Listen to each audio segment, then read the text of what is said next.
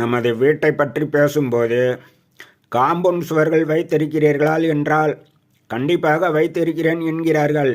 வரைபடம் அனுப்பி சொல்லும்போது இதுதான் காம்பவுண்ட் சுவர் என்கிறார்கள்.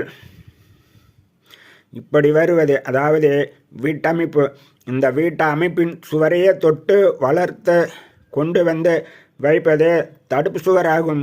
இது காம்பவுண்ட் சுவர் ஆகாது. ஒரு காம்பவுண்ட் சுவர் என்பது வீட்டிற்கு கண்டிப்பாக இதுபோல வீட்டை சுற்றி 4 புறமும் வர வேண்டும்.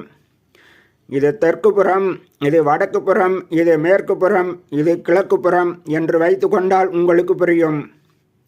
தெற்கிலே குறைவாகவும் மேற்கிலே குறைவாகவும் வடக்கில் அதிகமாகவும் கிழக்கில் அதிகமாகவும் இடம் விட்டு இது போன்ற காம்பவுண்ட் சுவர்கள் வைத்து வீடுகள் கட்டப்பட வேண்டும்.